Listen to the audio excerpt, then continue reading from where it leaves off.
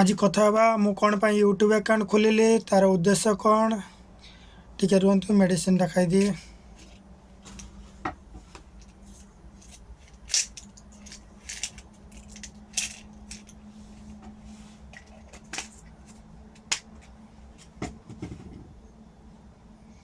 ये देखि पारथिबे एटा life time पाई खाइबी प्रत्येक दिन गुटे गुटे रातिर खाई साला परे।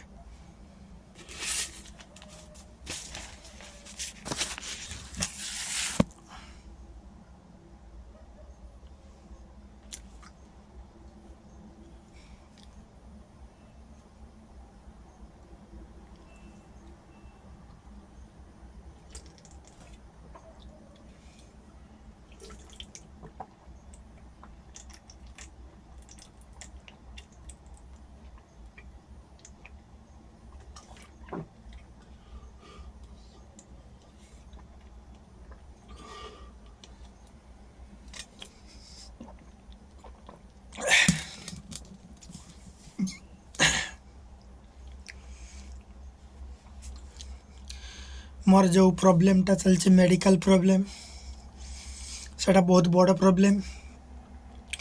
मु एक्सरसाइज करिवार मारने होछि कोन मु एक्सरसाइज द्वारा ये प्रॉब्लम टा को सॉल्व करि परिबी।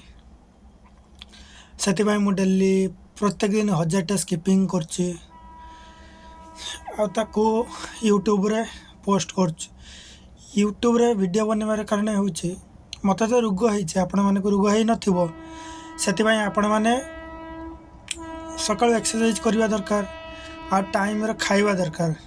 एक्सरसाइज आ टाइम रे खाइबा दरकार। सोइले टिके लेट हेले किछि असुविधा नै किंतु टाइम रे खाइबा आ टाइम रे एक्सरसाइज करिवाटा बहुत आवश्यक।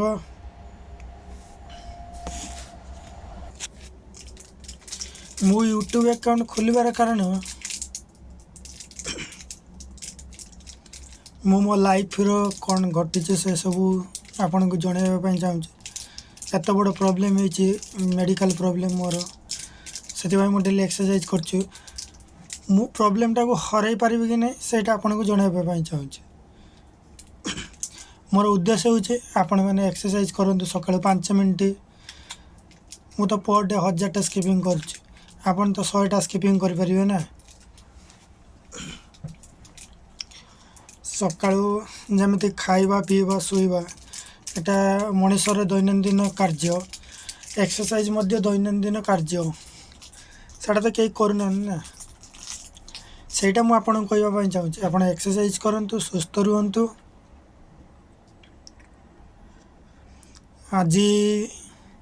आज मोर 100 टा सब्सक्राइबर कंप्लीट होइछि सेति भाई खुशी लागुचे। मु तो ठीक से वीडियो बनै पार नै निजे निजे जा भी करछु निजे निजे केतेले छोट छोट पिला माने सान भाई माने आसी हेल्प कर देउछंती। वीडियो बनेबा को हेले भलो चेहरा दरकार भलो वॉइस दरकार सेटा तो मो पाखरे नाही सेटा छाड़ंतु।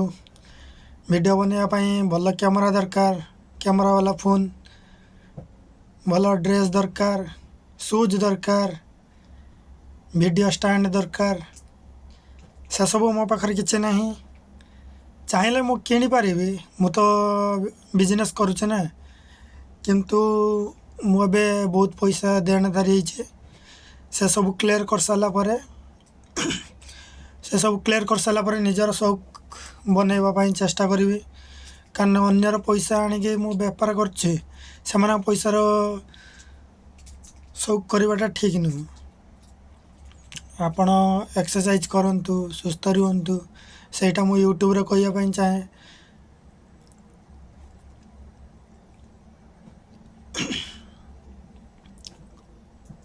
मोर भल कैमरा वाला फोन नै तथापि 100 टा सब्सक्राइबर होइछि बहुत खुशी लागिला। आगु को मो काम जारी रखिबी।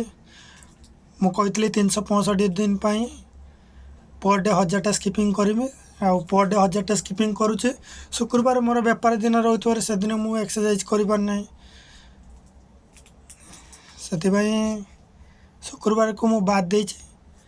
फिर भी शुक्रवार छाड़ी के जति दिन रहउछि मोर ସେତିକି ଦିନ ମୁଁ ଏକ୍ସରସାଇଜ୍ କରୁଛି। ଶୁକ୍ରବାର ଦିନ ଛାଡ଼ ମୋର ରେଷ୍ଟ ଦିନ ଭାବି ନେବା।